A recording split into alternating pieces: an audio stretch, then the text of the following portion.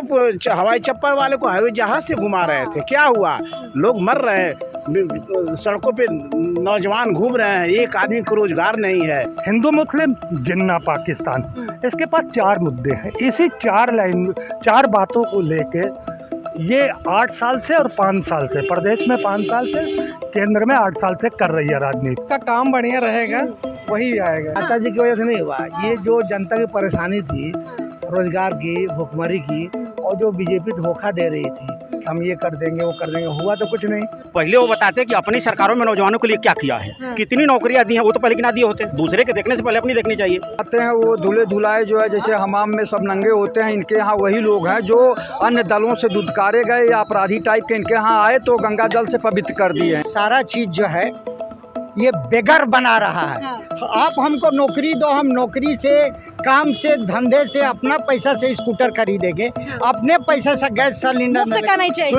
नमस्कार, आप देख रहे हैं खबर प्याली, मैं हूं श्रुति श्रीवास्तव। थर्ड फेज का इलेक्शन 20 तारीख को है और इसमें कौन होगा 19 और कौन होगा जीत पर, यही जानने के लिए हम आए हैं, क्योंकि ये जो थर्ड फेज का इलेक्शन है बहुत अहम है। इसमें बिकरू कांड भी है, इसमें हाथरस की घटना भी है, बुंदेलखंड में जहां पानी के लिए त्राहिमाम कर रहे हैं बुंदेलखंड भी है, साथ ही इसमें इत्र वाला कनौज भी है। का सिलेंडर पिछली सरकार में 450 का, इसमें 1000 में बिक रहा है। गरीब आदमी 1000 रुपया कितना मुश्किल से जुटाता है, सामान्य आदमी नहीं जुटा पा। हम डबल राशन दे रहे हैं गरीबों के लिए। 5 किलो राशन में गरीब जी जाएगा? क्या तमाशा है, गरीबों के मुंह पे क्या तमाचा है। हाँ, बेचारा भूखों मर रहा है गरीब, 5 किलो अनाज से गरीब जी जाएगा।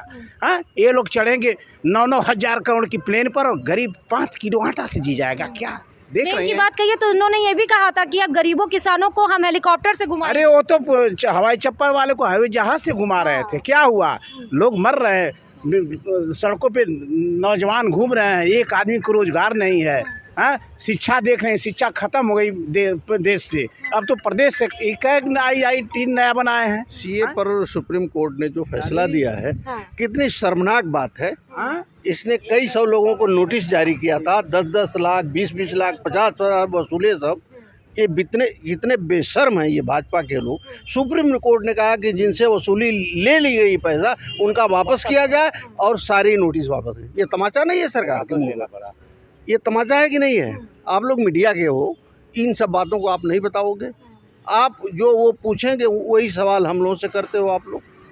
नहीं, हम आपसे तो आए पूछने के लिए। लोकतंत्र इस देश में है। हाँ। प्रजातंत्र, ये स्तंभ जो मीडिया है, समाचार पर चौथा स्तंभ था इस देश का। अब मीडिया क्या कर रही है? तो आप किस बातों से नाराज हैं आप? सारी बात, इनकी कोई ऐसी बात नहीं है जिससे खुश रहा जाए। तीसरे चरण का चुनाव कल है, चुनाव प्रचार थम गया है। बुंदेलखंड भी है, पश्चिमी उत्तर प्रदेश भी है, अवध भी है। बुंदेलखंड की बात करें तो 2017 में बीजेपी क्लीन स्वीप करके आई थी और बुंदेलखंड में ताबड़तोड़ रैलियां कर अखिलेश यादव ने किया है। कौन लग रहा है कि इस बार सपा कमाल दिखा पाएगी? मैं किसी की बात नहीं कर रहा, ना मैं किसी पार्टी की बात करूंगा, ना मैं गठबंधन की बात करूंगा। मैं तो कहता हूं बदलाव इसलिए ज़रूरी है क्योंकि, और अभी आपका ये सोशल मीडिया है, तब तो मुझे लगता है कि ये बात पब्लिक तक पहुंचेगी। अगर आप गोदी मीडिया हैं तो पूरा मत मानिएगा, मैं कह रहा हूं, तो फिर शायद नहीं जाएगा आगे। मगर मैं कोई ऐसी बात ही नहीं करूंगा कि आप उसको दिखा ना सकें।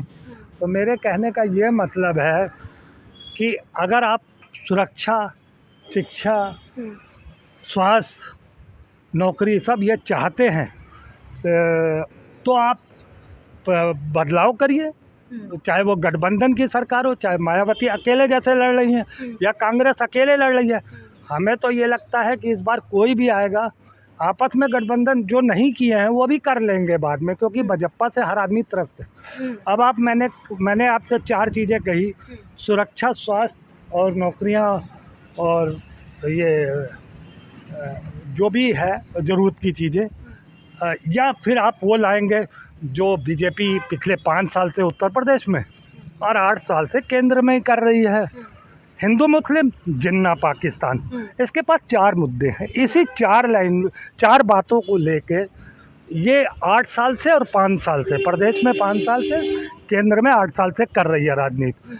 अब आप बताओ ज़मीनी स्तर पर किसको क्या मिला है, ये हमसे ज़्यादा मीडिया जानती है। और आप लोग सवाल भी करते हो नेता से, जैसे कि अभी आपने किसी को कुछ दिया तो है नहीं।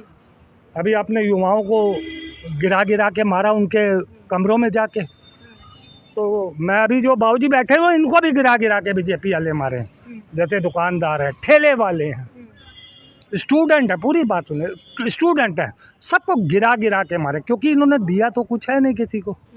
ये सिर्फ सत्ता इसी भाग दौड़ में करते रहे, इसी बातों से करते रहेंगे कि हम हिंदू मुस्लिम करते रहे, हमारी सत्ता चलती रहे, हमें देश से कोई लेना देना नहीं है, देश जनता जाए चूल्हे बाहर। अच्छा, कौन मजबूत लग रहा है आपको, ये बता दीजिए। कल तीसरे चरण का चुनाव है, चौथे चरण में लखनऊ में है।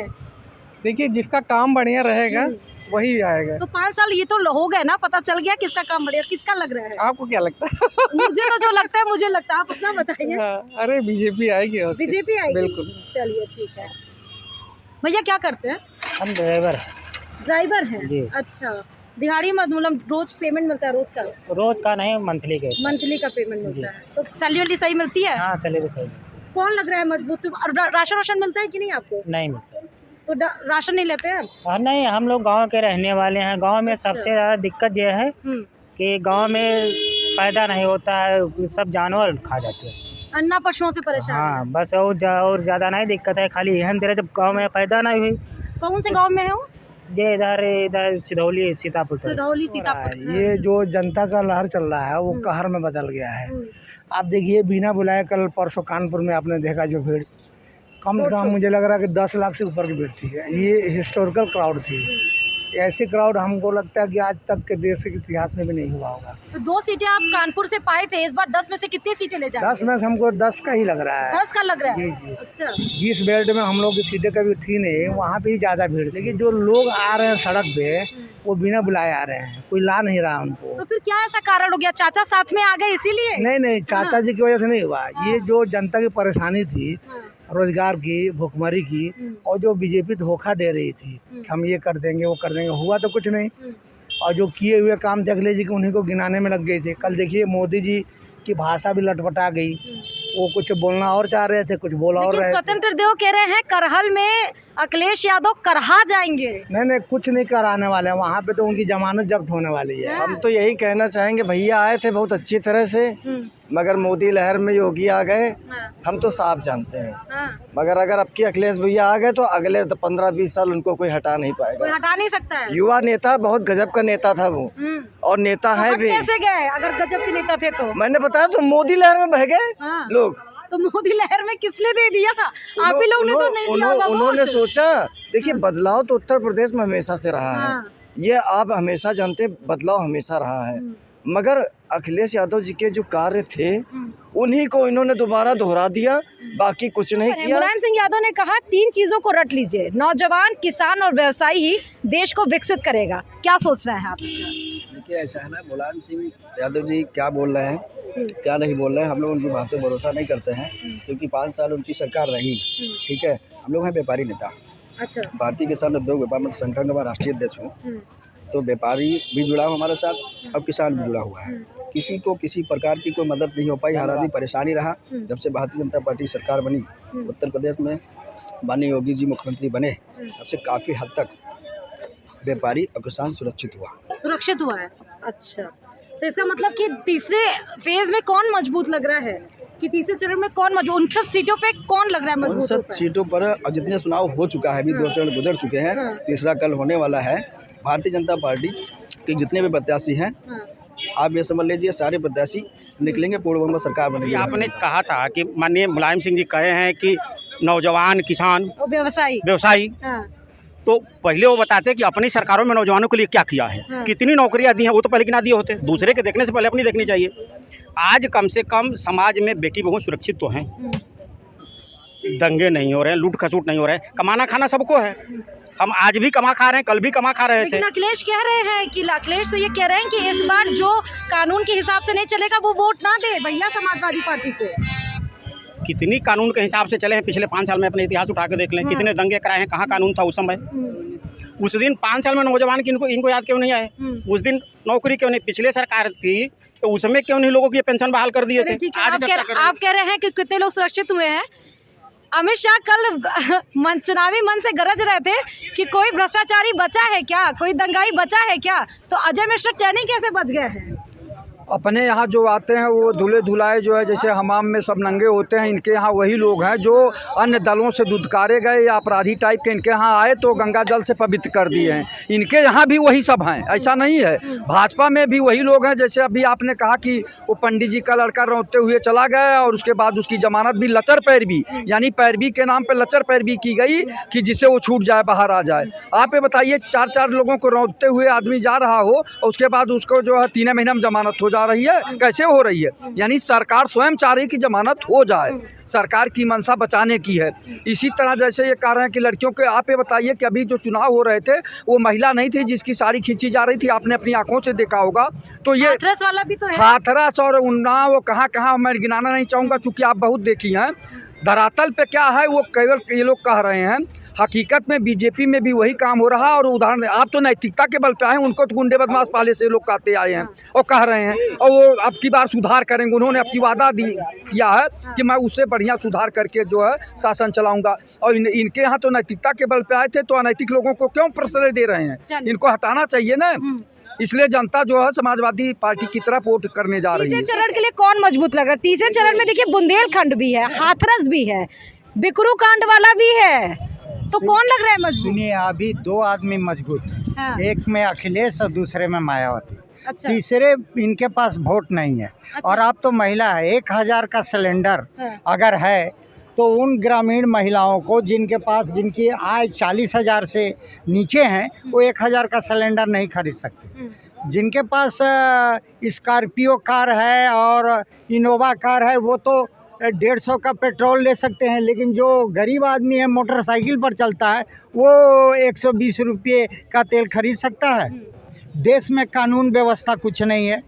देश का पूरा जो आपका है, अमेरिका 21 ट्रिलियन डॉलर छोड़ के भागा अफगानिस्तान से, डंडा से लखेल लिया। अच्छा, और 2 चीज बोले हैं, एक कह रहे हैं सिलेंडर, तो बीजेपी ने वादा किया है कि होली और दिवाली में सिलेंडर देंगे। और जो आपने पेट्रोल की बात कही है उसमें कह रहे हैं कि उसमें ये कह रहे हैं कि बच्चियां जो पास हो जाएंगी उनको इलेक्ट्रिक स्कूटी भी देंगे। सुनिए, ये सारा चीज जो है ये बेगर बना रहा है। आप हमको नौकरी दो, हम नौकरी से, काम से, धंधे से, अपना पैसा से स्कूटर खरीदेंगे, अपने पैसे से गैस सिलेंडर मुफ्त का नहीं चाहिए। सुनिए, मुफ्त का इसलिए चाहिए कि आपको याद होगा वो दिन जब अमेरिका हमारे बच्चों को दूध पिलाता था, अमेरिका से दलिया आती थी, क्यों हमने उसका बाइकाट किया?